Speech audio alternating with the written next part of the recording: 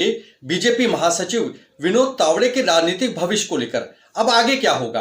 देखिए, विनोद तावड़े को कहा जा रहा है कि 5 लाख रुपए के साथ उनको वहां पे एक प्रकार से कहा जाए पूरी जांच पड़ताल शुरू कर दी है। चुनाव आयोग ने 5 लाख रुपए बरामद भी किए गए हैं। अब नोट वहां पे बरामद हुए तो चुनाव आयोग को पूरी तरीके से निष्पक्षता से इस मामले की जांच करनी होगी। अब लेकिन सवाल उठता है कि विनोद तावड़े का आगे क्या होगा। विनोद तावड़े अपने आप को भले बेकसूर बता रहे हैं, उनको कह रहे हैं वो कि उनके खिलाफ एक लंबी साजिश की गई है। देखिए, चुनावी माहौल है और हर आदमी जो है कहीं ना कहीं से इसमें शतरंज की बिछात बिछाता है और अपने अपने मोहरे आगे चलता है। ऐसे में अपने ही करीबी लोगों के माध्यम से शिकार हो गया विनोद तावड़े।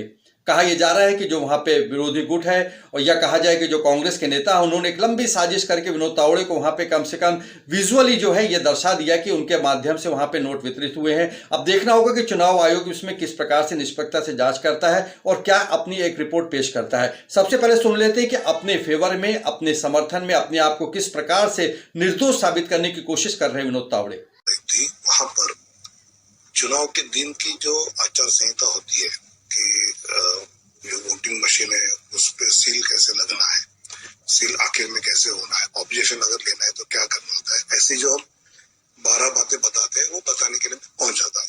सामने वाला जो पार्टी हमारे मित्र पक्ष है, इधर अप्पा ठाकुर जी है या क्षिति है, उनके कार्यकर्ताओं को लगा कि हम पैसे बांट रहे हैं। तो चुनाव आयोग उसकी इंक्वायरी करे, पुलिस इंक्वायरी करे, सीसीटीवी फुटेज ले ले, तो उसमें वास्तव जो है, मैं तो 40 साल से पार्टी में हूँ।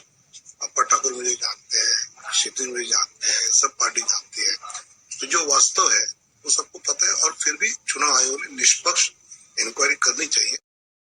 नहीं, लेकिन एक बीजेपी का एक इतिहास बताता है कि जब बंडारू दत्तात्रेय के खिलाफ पूरा मामला हुआ था, उनको पैसा लेते हुए, बल्कि वो चुनावी चंदा खुल करके लिया जाता तो उनका एक स्टिंग ऑपरेशन हो गया था, लेकिन पूरी तरीके से पार्टी ने उनको दोषी साबित कर दिया और उनको पार्टी अध्यक्ष पद छोड़ना पड़ा था। और आगे भी उनका भविष्य पूर्णतः जो खाली एक सांसद के तौर पर उन्होंने अपना समय काटा था, बहुत ज्यादा कोई पार्टी में उनको वरीयता नहीं दी गई थी। ऐसे में विनोद तावड़े, जिनका कि नाम चल रहा था पार्टी अध्यक्ष के लिए, उनके खिलाफ क्या होगा अब, क्योंकि ये मान के चले कि पूरी जांच पड़ताल होगी, तब तक तो विनोद तावड़े जो है जब तक निर्दोष साबित नहीं होते तब तक उनका जो है मुझे लगता है आने वाले समय में महासचिव पद पर बना रहना भी बहुत मुश्किल हो जाएगा, क्योंकि जो विरोधी गुट है वो साफ तौर से विनोद तावड़े को काटने में लग जाएगा पार्टी में। और रही बात जो अध्यक्ष पद को लेकर के, कहा जा रहा था कि विनोद तावड़े अमित शाह की पसंद होंगे, मोदी जी की भी पसंद होंगे, भागवत जी की भी पसंद होंगे, क्योंकि महाराष्ट्र से आते हैं।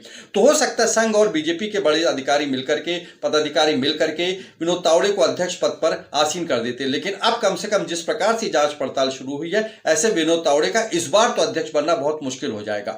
तो राजपथ न्यूज में फिलहाल इतना ही।